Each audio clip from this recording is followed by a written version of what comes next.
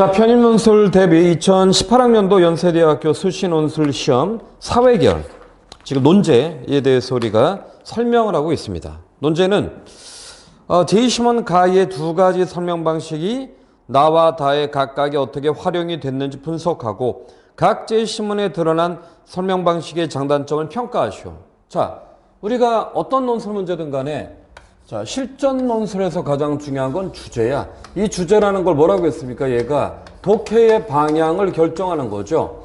그러면 주제를 보면은 아마도 첫 번째의 제2시문부터 마지막 제2시문까지 이러한 주제에 해당되는 다양한 관점, 뭐 긍정적이든 부정적이든 이것에 대한 옹호든 반박이든, 그리고 이 주제에 해당되는 다양한 속성, 우리가 형용사를 얘기할 때 보통 성상 형용사로 얘기하는 것처럼 이러한 주제에 대한 관점이라는 건 속성의 차이가 그 안에 들어가야 되지. 그러면 여기에서 주제를 잡아야지만 다음 단계에서의 독해가 결정이 되니까, 자, 일단 두 가지의 설명 방식이라는 건, 설명이란 말 자체가 대상의 의미를 부여하는 방식이야. 혹은 대상 자체를 규정하는 방식이야. 그렇기 때문에 여기에서의 설명 방식이라고 하는 것은 언제나 설명의 대상이 있죠. 이 대상은 본문에서 뭐라고 합니까? 본문에서 자연현상이나 아니면 사회현상을 분석하는 방식이 되는 거야. 그러면 이런 일반적으로 자연현상을 분석하는 방식을 우리는 인과적인 방식, 다른 말로 양적 접근이라고 하죠. 양적 접근. 이 말 안에 굉장히 중요한 포인트가 있고, 얘는 여러 번 논술 문제에서 함께 나왔던 건데, 이 양적 접근과 인과율이라고 하는 건 여러분들 기억하시죠? 인과율이라고 하는 건 2010 몇 년도였죠? 14년도 우리가 했던 요거 회귀 분석, 그 다음에 신경망 분석할 때 얘가 있었고, 또 인문 대입으로 보면은 2011년에 직접적으로 인과관계에 해당되는 것이 나왔고, 그죠? 이런 인과관계에 해당되는 것은 뭐하고 연결돼서 나왔어? 얘가 특정한 현상에서 법칙, 규칙을 발견할 때 이것 자체는 사람들의 자의적 의식이 그 안에 개입될 수 있고, 그래서 무엇을 변수라는 것을 사람들이 통제함으로써 특정한 현상에 대한 법칙을 만들어낼 수 있다. 이렇게 얘기했었죠. 그런데 문제는 뭐냐면 이것이 갖고 있는 요 변수 통제의 가능성이기 때문에 이게 조작의 가능성이 있고, 인과관계라고 하는 것은 다양한 사회적 현상에 여러 가지의 변수가 존재하는데 이 변수 자체를 온전히 파악하는 것은 문제가 있다. 이렇게 얘기했었지. 그래서 얘하고 같이 연결했던 것이 뭐냐면 상관관계를 우리가 보통 통계를 기반으로 얘기했었죠. 통계도 역시 부정적인 측면이 있었죠. 통계라고 하는 것은 먼저 통계는 우리가 문제를 삼았다는 건 대표값이었어. 통계에서의 대표값이라고 하는 것이 얘가 최빈값도 있고 뭐 중앙값도 있고 평균값이 있기 때문에 대표값이 갖고 있는 상대성, 이거는 뭘 의미합니까? 각각의 대표값이 달라진다는 것은 통계에 있어서의 수치의 변화라고 하는 것은 특정한 현상 자체를 대표하는 기준이 달라질 수 있다. 이것도 역시 마찬가지로 이런 부정적으로 본다면 조작의 의미가 있고, 통계에서 자주 나왔던 것이 2020년도 연세대학교의 모의고사에서 보면은 바로 편차의 문제. 이 편차의 문제가 아까 2014년도에 회귀분석과 신경망 분석의 2번 문제에서 나왔던 영국의 은행에서 모니터링 시스템을 통해 가지고 노멀하지 않은 애브노멀한 어떠한 데이터를 통해서 이것이 테러리스트라고 볼 수 있는 가능성이 있는 특정한 계좌의 그 프로세싱을 파악해서 이것이 나타나는 문제점, 즉 범죄를 예방할 수 있다. 이렇게 왔었던 거야. 그렇죠? 이런 것까지 우리가 연결할 수 있었던 거야. 그리고 양적이라는 단어 자체에서 우리가 또 어떠한 문제를 제기했었냐면, 자, 양적 접근이라고 하는 건 자연현상 그럴 수 있다고 치지만 이것이 사회현상. 사회 현상을 양적 접근한다는 것은 이것은 인간의 행동이라든가 인간의 행동, 인간의 정서 이런 것들을 뭐 수량화하고 계량화하는 것이 갖고 있는 한계점 이런 것도 우리가 분석을 했었죠. 맞아? 즉 인과관계에 해당되는 문제도 우리가 꽤 많이 다뤘기 때문에 파이널에 가까이 와서 즉 실제로 전형이 가까워서는 어떤 문제를 딱 봤을 때 그 문제로 끝내면 안 되고 이 문제하고 연결된 여러 가지의 여태까지 핵심적인 주제가 머릿속에서 정리되면 굉장히 좋을 거야. 아시겠죠? 그런 걸 갖고 우리가 같이 봐야 된다. 오케이? 그래서 지금 요거는 주제라고 하는 것은 사회과학에 있어서의 결국은 연구 방식입니다. 연구 방식. 이 연구 방식을 통해서 사회과학에서의 연구 방식, 이 연구 방식을 통해서 우리가 전체의 방향을 결정할 수 있어야 되고 그러면 이 문제가 범주를 내가 어디까지 잡아야 되냐 독해할 때 이 디테일은 어디까지 들어가야 되는가 이런 것들이 시험장에서 결정이 돼야지 왜냐하면 그 범주를 잘못 잡게 되면은 결국 독해의 방향이 잘못되는 거잖아. 맞습니까?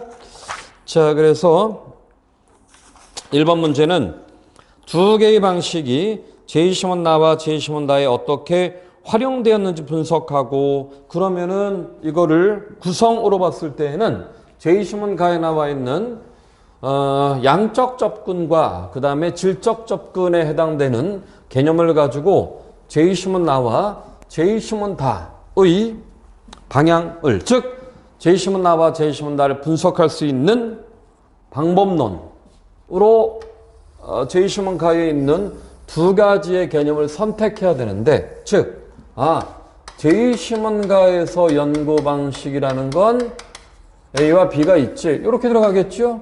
요거 한 100자 정도? 이렇게 되겠지. 그리고 제이시몬 나에 나타나는 뭐 N1이라는 현상을 봤을 때 여기는 제이시몬 가의 A라는 연구를 통해서 이것이 분석이 가능하다 하고 분석이 들어가겠고 또 제이시몬 다에 나타난 N2라는 현상은 제이시몬 가의 B를 통해서 설명할 수 있군. 이렇게 들어가겠죠. 맞습니까? 구성이 항상 정확히 잡혀야지만 전체의 방향이 정확히 잡히는 거야. 자, 그리고 난 다음에 우리는 이럴 때에 제이시몬 나가 갖고 있는 한계라고 하는 것이 무엇일까? 그리고 제이시몬 다가 갖고 있는 한계라는 것이 제이시몬 나에 적용한 방식, 즉 제이시몬 나에 적용한 A라는 연구 방법의 한계, 그 다음에 B라는 연구 방법의 한계 이렇게 들어가는 거지. 오케이? 그래서 커다랗게 보면은 단락을 하나, 둘, 셋, 넷, 5개 단락 이렇게 나눠줘야 된다. 그죠? 5개 단락으로 나눴을 때 우리 머릿속에서 그럼 대략 이거 100자고 그러면 이거 대략 200자 혹은 뭐 250자, 200자 이런 식으로 범주를 잡아야지만 내가 분석을 할 때 어느 정도까지 깊이 있게 분석을 할지 어떠한 개념들을 뽑았을 때 그 뽑은 개념에 이 125자 혹은 250자 정도 되면은 글자 수가 이렇게 되니까 그 정도까지 디테일을 통해서 분석을 해야겠다. 이런 것들이 머릿속에 잡혀야 되겠지. 맞습니까? 그리고 자 이제 하나씩 문제 1번을 방금 왔습니다. 그 다음에 문제 2번 보면은 가의 주장을 고려하여 라의 연구 결과를 설명하고 밑줄 친 부분에 답하시오. 야, 이렇게 되면은 근데 문제 2를 보면은요. 그 문제는 심플한데 천자가 되잖아요. 이렇게 되면은 우리가 추론할 게 굉장히 많은 거야. 그럼 우리 긴장을 해야 되죠. 제이시몬 가의 주장을 고려하여 라의 연구 결과를 설명하고 밑줄 친 부분에 답하시오. 이렇게 되면은 자, 두 번째 문제에서 게다가 제이시몬 가에 해당되는 건 앞부분에서도 이미 설명을 했잖아. 맞죠? 그러면 라의 연구 결과를 설명하고 그러면 제이시몬 라에서의 연구 이거에 대한 분석이 전체에 대략 600자 정도로 들어가야 되고 그 다음에 두 번째 밑줄 친 부분을 답하시오라고 되어 있으니까 밑줄 친 부분 즉 밑줄 친 부분은 뭐냐면 결과가 선천적인 재능인가 아니면 교육인가 무엇이야?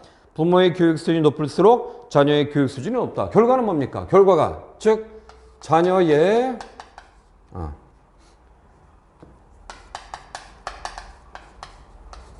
자녀의 교육 수준이 높은 이유가 첫째, 부모 선천적 재능인가? 아니면 두 번째에 부모의 일종의 교육열 때문인가? 이렇게 되는 거죠. 그럼 이 연구 결과를 통해서 우리는 뭐 선천적 재능이다 아니면 부모의 교육 때문이다 해서 논거 1, 2 이렇게 잡아줘야 된다고. 맞습니까? 그러면 여기에서의 연구 자체에 대한 분석을 해야 되는데 이것도 본문을 그대로 갖다 베끼면 안 되잖아. 본문에 나와 있는 핵심적 개념을 갖고 와야 되니까 이게 만만한 문제가 아니죠. 그냥 보기엔 쉬워 보이는데 우리가 추론할 게 굉장히 많기 때문이야. 그치? 그러면 요 연구 결과에 해당되는 것은 바로 얘하고 동일한 내용이 되겠죠. 그럼 연구에서는 뭐냐면 두 가지죠. 집단이 자, 첫 번째 집단은 입양 집단입니다. 입양. 그 다음에 두 번째 집단은 친자 집단이야. 친자 집단. 그러면 이 입양 집단 아이들의 교육 수준이죠. 역시 결과는 교육이야.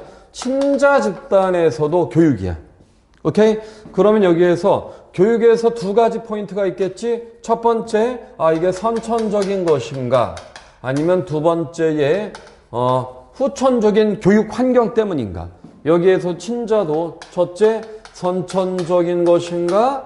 아니면 두 번째에 교육 때문인가? 당연하게 입양이라고 말했기 때문에 우리는 이 부분에서 먼저 여기에서는 선천적인 것은 아니겠지. 얘는 적어도 입양은 선천적인 건 아니죠.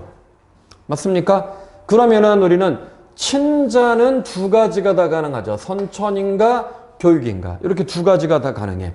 그럼 여기에서 이 선천이 아니다라고 하는 것과 그러면 우리는 요 두 번째의 교육 환경에 따른 입양한 자녀들에게 교육 환경이라고 하는 것이 영향을 미친다. 그러면은 친자에서도 교육 환경은 영향을 미치겠구나. 이렇게 되겠죠. 근데 요 교육 환경 자체가 자녀들의 교육과 무관하다고 하면은 이쪽 B에서 선천적이라고 하는 것이 영향을 미친다고밖에 볼 수 없겠지. 왜냐하면은 이쪽은 선천적인 것에 영향을 미치지 않았어.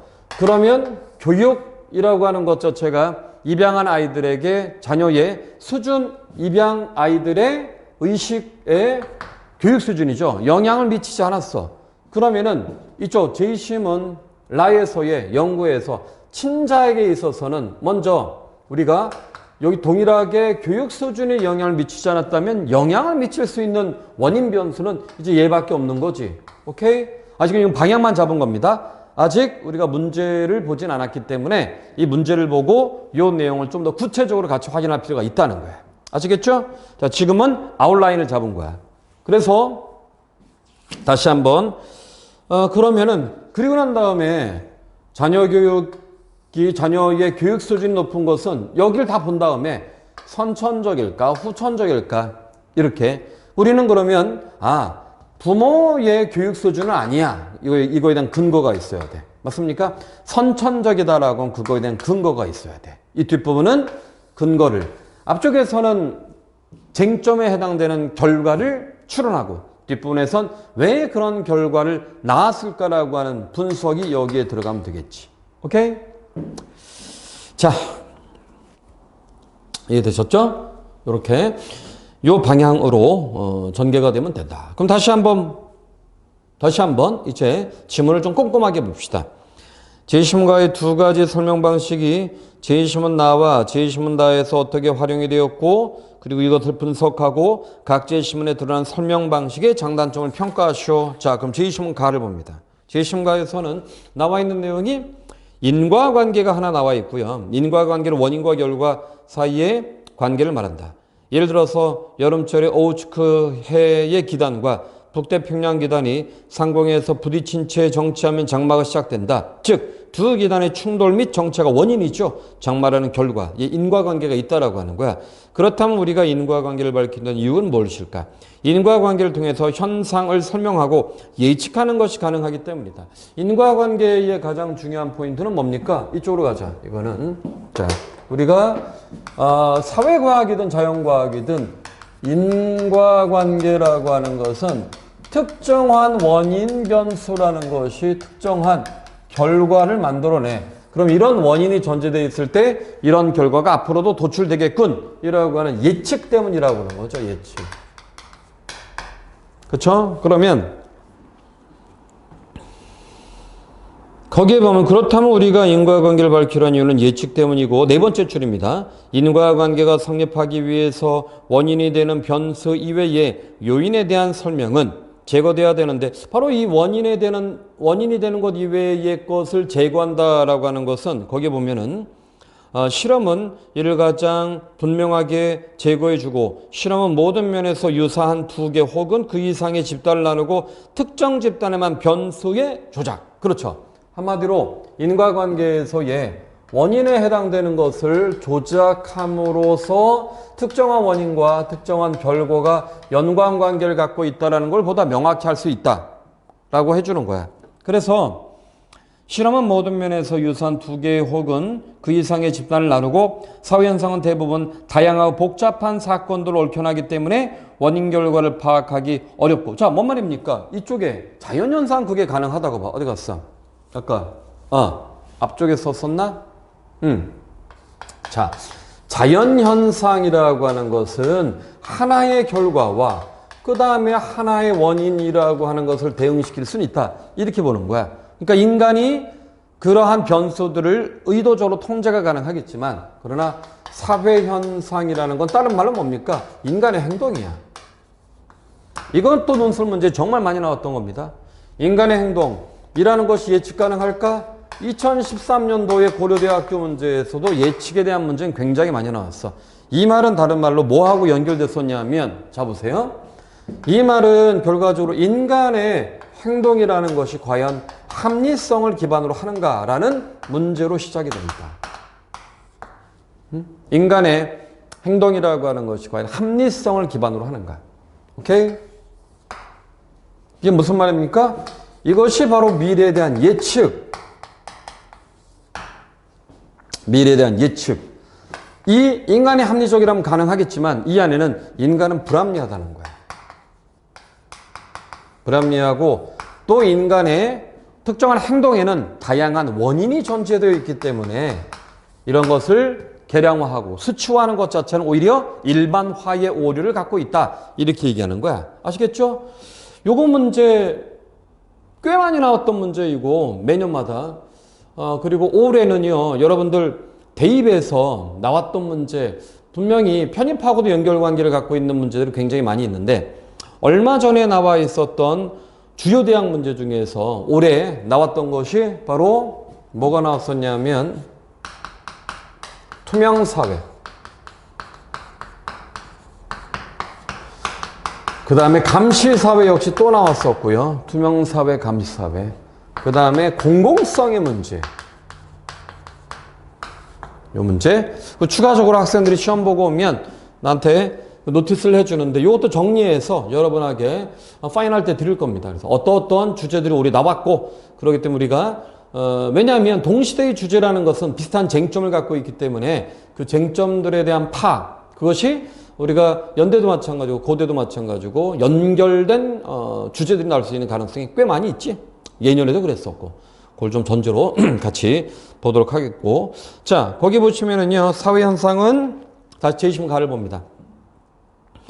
자연현상과 달리 역사적 문화적 조건의 지배를 받고 동기나 가치 등 사람들의 주관적 요인에 즉 사회현상이라는 건 역사적 문화적 조건 아까 얘기했던 사회현상이라는 것은 당연히 역사적 문화적 조건에 영향을 받는다는 건 인간의 행동과 관계를 갖고 있기 때문이야. 그렇죠? 그래서 인간의 행동과 관계를 갖고 있기 때문에 이것은 역사 그 다음에 환경에 의해서 이런 것들이 인간에게 미치는 영향의 근거들이 되는 거죠. 그래서 인간의 내적인 과정, 그러니까 주관과 내적 이런 말이 중요합니다. 그래서 사회과학에서는 연구할 때 인간의 주관이라든가 내적 동기 혹은 가치 이런 것들을 파악을 해줘야 되잖아. 근데 이런 것들 인과관계로 파악하기 어려운 건 이건 수치화되고 계량화되기가 어렵다고 봤기 때문이야. 그래서 이러한 내적 동기와 가치에 대한 분석. 오케이? 이런 것들이 중요하다고 보는 이유는 바로 이 안에 사람들의 감정 혹은 정서 이런 것들이 들어갔기 때문이다. 그래서 이런 걸 우리가 질적 연구 방식이다. 이렇게 표현하는 거 알아두시고. 그래서 여기에 보면은 이를 통해 연구 대상은 심층적으로 이해할 수 있고, 근데 문제는 주관이 개입됐을 때. 자, 그러면 역으로 이 방금 전에 얘기했던 인과관계라고 하는 양적 접근 방식과 그 다음에 이러한 질적 연구 방식은 서로가 대립적 개념을 갖고 있죠. 인과관계라고 하는 것은 특정한 사회 현상을 계량화하고 수치화함으로써 모든 사람들에게 객관적으로 적용될 수 있는, 이게 핵심이야. 객관화시킬 수 있다. 근데 문제는 뭐냐면 그 안에 사람들의 행동이라든가 정서라든가 이런 것을 객관화시키는 데는 일반화의 오류가 있고 또 통계상의 범주의 차이가 있음에도 불구하고 그것을 그냥 수치화했기 때문에 그 안에 인간이 갖고 있는 개별성과 인간이 갖고 있는 개별적인 가치 혹은 동인, 동기 이런 것들은 배제될 수밖에 없다. 이렇게 보는 거야. 거꾸로 이런 질적 연구 방식의 핵심은 이게 사회 현상일 때에는 사회 현상은 인간과 분리될 수 없기 때문에 그 안에 인간이 갖고 있는 감정이라든가 정서라든가 동기라든가 가치라든가 이런 것들을 뽑아낼 수 있는데 문제는 뭐냐 하면은 이것을 갖다가 객관화시킬 수는 없다. 객관화시킬 수 없다라는 것은 뭘 의미하냐면 이것이 모든 것에 보편적으로 적용이 될 수 없다는 거야.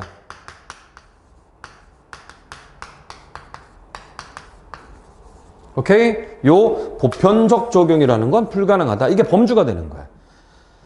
아시겠죠? 요까지 알겠지? 그래서 우리는 재심은 가에서 추론할 수 있는 거는 방금 전에 얘기했던 한계는 적극적으로 추론해야 돼. 근데 그 한계를 적극적으로 추론할 때 아까 얘기했던 예측이란 단어, 그 다음에 계량화란 단어, 거꾸로 주관이라고 하는 단어, 원인의 다양성이라는 단어 이런 것들을 갖다 추가적 추론이 들어가야 되겠죠. 그게 오케이.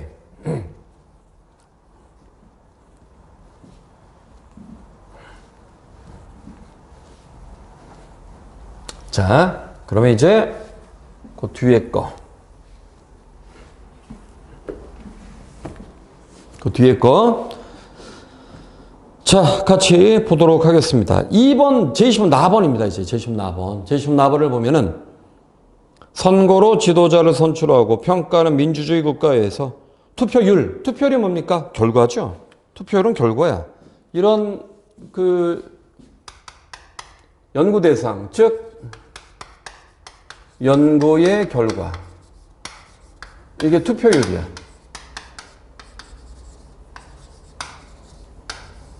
오케이? 연구의 결과는 투표율입니다. 이 투표율에서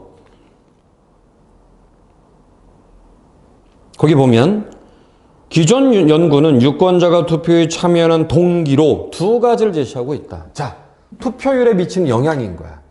투표율이라는 것은 곧 투표에 참여를 의미하니까 기존 연구에서는 두 가지를, 하나는 투표에 참가할 때 느끼는 만족감. 투표율의 전제 조건은 하나는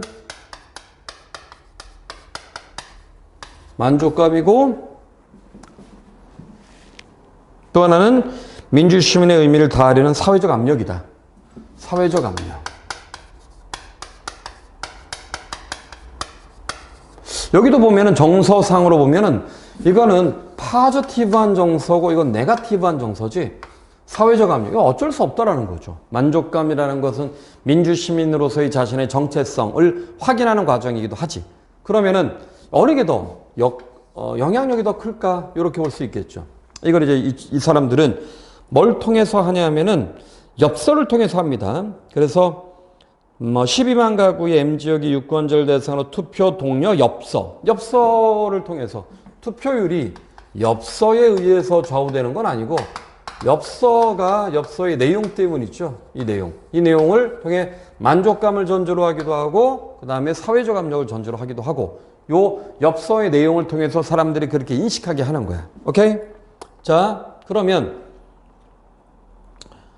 자, 거기에 보니까 두 번째 단락을 보면은요. 만족감과 사회적 압력을 제외한 다른 요소들의 영향을 없애기 위해 ABC의 세 집단을 4만여 가구씩 무작위로 추출하여 세 집단에 속한 유권자의 자 전제가 있으면 연령 여기 보면은 이런 것들을 하기 위해서 자 투표율 이 결과야.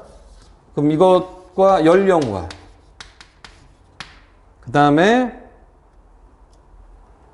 가족수 그리고 이전 선거 투표 여부. 자, 투표 여부는 차이가 없었다. 근데 여기 재밌는 게 있죠.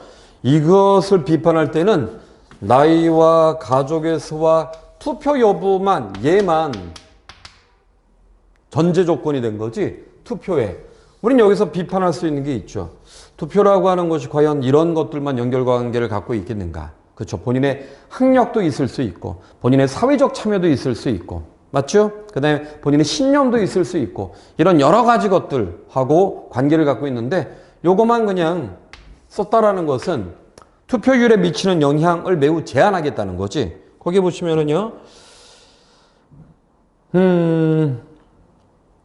그래서 A 집단에 엽서를 보내지 않았고 B와 C 집단의 투표 동료 문구를 담은 엽서를 발송했다. B 집단에 보낸 엽서에는 민주시민으로서의 만족감을 강조하는 선거에 참여하는 것이 민주주의 첫걸음입니다. 민주시민으로서의 권리를 행사합시다. C는 선거 후 누가 투표에 참여했고 참여하지 않은지 공개하는 엽서를 지역 주민에게 보낼 계획입니다. 협박이죠, 협박. 누가 투표했는지 아닌지 당신과 이웃 모두 알게 될 것입니다라는 문구, 즉 사회적 압력의 메시지가 들어간 엽서를 보냈다. 선거가 끝난 후 ABC 세 집단의 투표율은 각 29%, 31%, 38%로 조사되었다. 이 결과죠. 자, 그러면 여기에서 퍼센테이지로 했기 때문에 이거는 곧 실험 자체가 인과율에 의한 시험이 되는 거야. 결과가 투표율이고 그 결과에 미치는 영향을 딱 뭐로 본 겁니까? 사회적인 압력과 그 다음에 만족감 이렇게 두 가지로 본 거야. 맞아요? 자, 그러면은 여기에서는 사람들에게 투표율에 미치는 영향이라고 하는 것은 사회적 압력이 월등히 크다. 만족감보다. 이것도 분석할 수 있어. 사회적 압력이 크다라는 건 사람들한테 뭐 하겠다는 거야. 지금 당신이 투표했는지 투표하지 않았는지 사람들한테 공개하겠다는 거잖아. 이거는 뭡니까? 자기의 평판.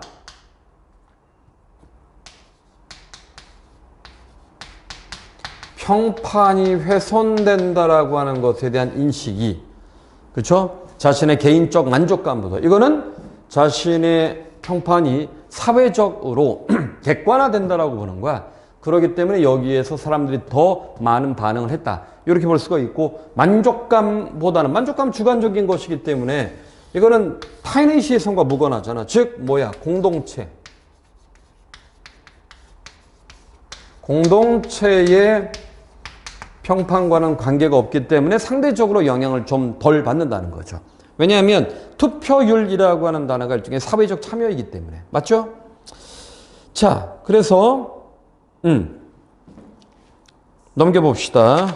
뒤에 보시면 오케이, 여기까지는 그럼 여러분들은 이 문제를 통해서 우리는 인과율을 통해서 사람들이 투표할 때 무엇에 영향을 받느냐 여기 그리고 그렇게 영향받는 이유는 무엇인가를 우리가 분석을 해줘야 돼. 그죠? 그래서 이거를 객관화시킴으로써 그러면 한마디로 우리는 이후에도 사람들에게 투표를 고양시키기 위해서는 무엇? 사회적 책임, 압력, 이 부분에 대한 공개 이렇게 했을 때 투표율은 높아질 수 있다라는 인식을 이후에 다른 투표에도 그대로 적용할 수 있다. 이렇게 보겠지. 맞아요? 거기까지가 이제 이러한 연구의 긍정적 측면이고 이거에 대한 부정적 측면 비판.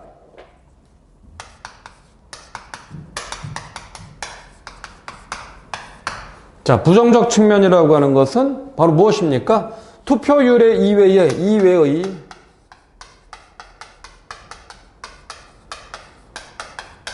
다양한 변수의 배제. 그죠? 그지? 또 하나 뭐가 있어? 저기에 나와 있는 단어의 문제. 만족감이라고 하는 단어의 지나친 추상성. 맞습니까? 그죠? 그리고 또 사회적 압력.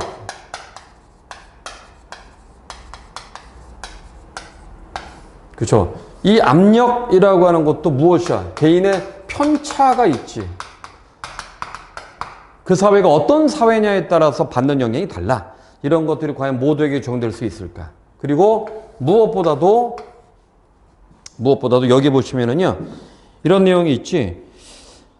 자, 거기에 보면은 수치가 아까 제이시몬 나에 어떻게 나왔었냐면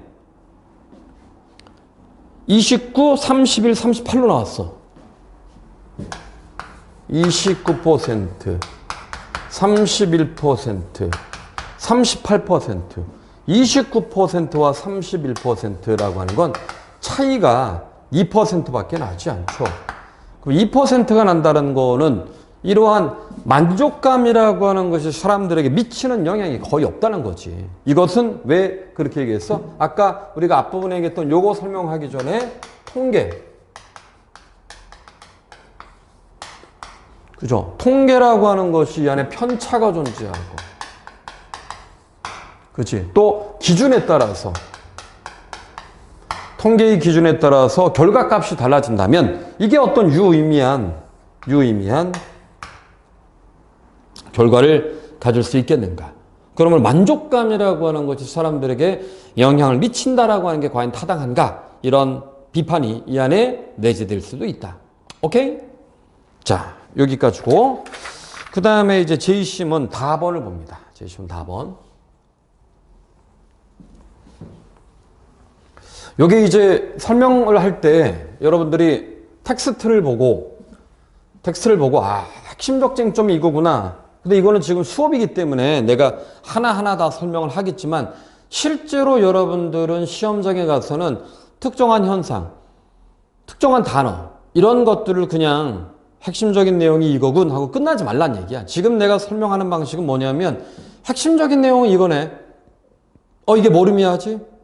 이게 의미가 있다면 어떤 의미를 갖고 있지? 이 의미가 긍정적인 의미인가 부정적인 의미인가? 이런 여러 가지 것들을 추론해 줘야지만 여러분들이 이 내용을 볼 때에 이 내용뿐만 아니라 이런 유사한 내용을 봤을 때 핵심적인 내용들에 대한 의미를 분석한다는 게 무엇인가를 보다 적극적으로 자기가 추론해 줘야지 그렇지 않으면 변별력이 있을 수 없겠죠. 즉 우리가 수업에서 가장 중요하게 생각해야 되는 것은 어떤 핵심적인 내용을 뽑았다가 아니라 뽑은 내용의 의미가 뭘까? 요걸 확인하는 것이 매우 중요합니다. 아시겠죠?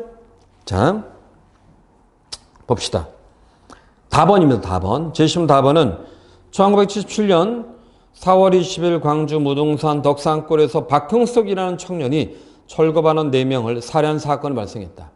이 사건은 1970년대 국가 주도의 폭력적 도시개발과 아무도 보호받지 못했던 빈민들의 현실이 빚어낸 것, 당시 언론에는 대부분 폭력적인 강제 철거의 현실을 은폐하고 박흥석과 가족들을 왜곡하고 비방하는 기사들이 실렸다. 예나 지금이나 신문은 늘 그렇죠. 사건의 진상은 한 대학생이 사건 현장을 찾아가 가족과 이웃을 직접 만나 조사하면서 세상에 알려지게 되었다. 잘 보세요. 우리는 이걸 갖다 이렇게 규정합시다. 제이시몬 다에서의 박흥숙 살인사건. 자, 이거는 객관적 규정이야. 잠깐만. 자, 지금 잘 들리죠? 방금 약간 불안정하다고 떠서. 잘, 숫자는 그대로 있네. 오케이. 자, 박흥숙 살인사건입니다. 그러면 이 살인사건은 이거를, 자, 양적 접근으로 본다라고 하면 무슨 말이냐면 이걸 객관화 시켜줄 수 있어야 돼. 객관화. 이거를 객관화시킨다는 것은 살인사건을 통해서 4명을 살해했다. 그 박흥숙은 살인자다. 이러한 규정이 들어가는 거지. 맞습니까? 그러면 이런 규정이 들어간다는 건 여기에서는 살인이라고 하는 행동, 이 행동에 무엇이 여기에 배제된 거야? 원인이 배제된 거지. 만약에 그냥 이렇게 끝나면 어떤 문제가 발생해? 이렇게 끝나면 얘가 뭔가 미친놈이구나. 어디 갔어? 그렇죠? 즉 살인자라고 하는 것은 얘가 일종의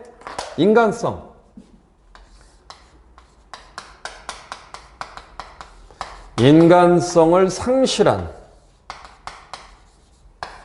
그죠? 인간성을 상실한 짐승 같은 놈이라든가 여기 어떤 문제가 개입되니까 개인에 대한 평가라고 하는 것이 얘가 반인륜적이고 그죠? 부도덕하며 비인간적인 그런 인간으로 규정이 되는 거야. 양적 접근으로 봤을 때는 결과는 살인이야. 원인은 이 새끼가 또라이인 거지. 이렇게 되는 거야. 그렇죠? 그러나 우리가 이것을 다른 관점으로 즉 박홍숙 살인 사건을 질적 접근으로 질적 접근이라는 건 우리 제이시몬 가에 뭐라고 되어 있냐면 분명히 이렇게 표현되어 있었습니다. 역사적 문화적 조건 이거는 사회적 맥락이란 말이 중요해. 그러면 질적 접근이라는 건 역사적, 문화적 혹은 사회적 맥락, 즉 상황에 의해서 이런 문제가 발생했다라고 봐야 되겠죠. 맞습니까? 그래야지만 이 문제 자체의 의도를 질적으로 접근한다는 게 무엇인가? 이것은 단순하게 개인의 반인륜적이거나 비인간적 행동이 아니라고 하는 거야. 그가 놓인 사회적 정황에 의해서 나타난 결과이다. 이렇게 봤어야 되는 거야. 거기 보시면은요. 제이시몬 다에 보면 이렇게 나와 있습니다. 자, 먼저 제이시몬 다의 두 번째 단락에 보면은 가족이 한 곳에 모여서 그 두 번째 단락이 이렇게 돼 있어. 사람들의 권익을 지키고 싶었다. 이건 뭐 개인의 박홍숙이라는 사람이 누구인가 이런 것을 얘기하는 거고 세 번째 단락에서 전국체전 앞둔 광주시는 무등산 일대의 판잣집을 정리했고 자진철거라고 했었고 여기서 문제는 뭐냐면 자진철거 즉 여기에서 이 철거반 4명을 죽인 이유는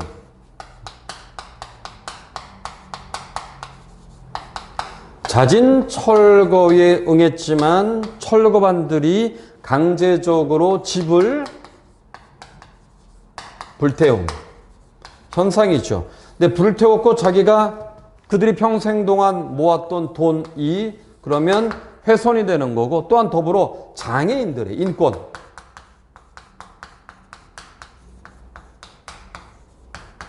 이라는 것이 철저하게 배제된 거야. 이런 것들이 즉 개인의 비인간적인 판단에 의해서 이런 결과가 일어난 것이 아니라 이 안에 무엇이 있는가? 사회적 모순이 들어가 있는 거야.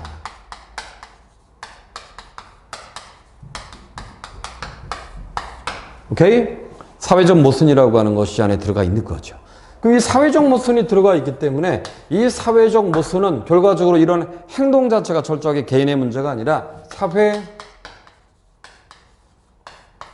사회의 빈민에 대한 인식의 왜곡된 인식이 이러한 것에 영향을 미쳤다.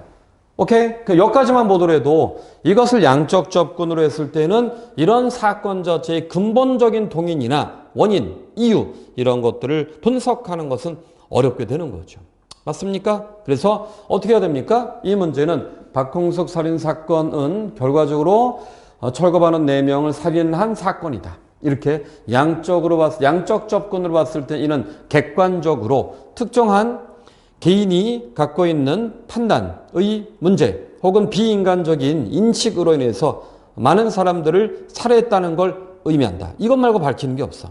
그러나 이러한 양적 접근은 살인사건이 갖고 있는 여러 가지 동인들을 단순하게 개인의 문제로 규정하는 한계를 갖고 있다. 특히 박홍숙 사건의 경우에는 당시의 빈민에 대한 문제, 즉 사회적인 의미에서의 빈민에 대한 차별과 그 다음에 사회의 구조적 문제가 이 안에 전제되어 있다는 것을 왜곡하는 것에 불과하다. 오케이? 이때의 사건은 쭉 나가겠죠. 그러나 이제 단점은 뭡니까? 단점은 이러한 질적 연구 방식이라고 하는 것은 대담자, 연구자 혹은 면접자 이렇게 얘기했죠. 이 면접자들의 주관적 의식이라든가 감정이라는 게 개입돼서 오히려 이러한 사건 자체가 갖고 있는 문제점을 축소할 우려가 있고, 그죠? 또 하나가 아까 얘기했던 가장 중요한 포인트 뭐야? 예측이야, 예측. 오케이? 이런 동일한 사건이 일어났을 때 그 사건의 전제 조건이 모두 사회적 문제로 일반화시킬 수 없는 한계를 갖고 있다. 그래서 이 질적 연구 방식의 한계는 바로 사건을 객관화하는 것이 어렵다. 이렇게 볼 수가 있는 거야. 여기까지가 됐음? 오케이?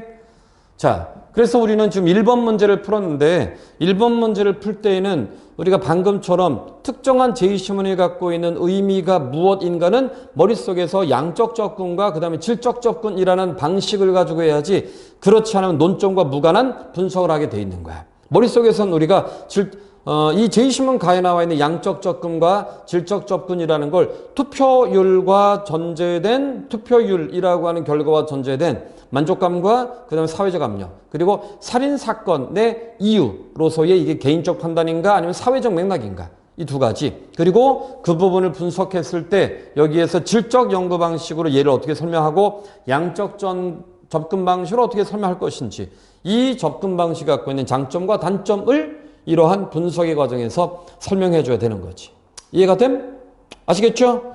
자, 일단 1번 문제 여기까지 하고 잠깐 브레이크 한 다음에 지금 3시니까 10분까지 브레이크하고 중간에 이거 쓴 사람 있으면은 톡으로 주세요. 지금은 톡으로 주면 내가 받아서 다른 친구들 주고 같이 볼 테니까 일단 10분 브레이크하고 다시 시작하도록 하겠습니다. 아시겠죠?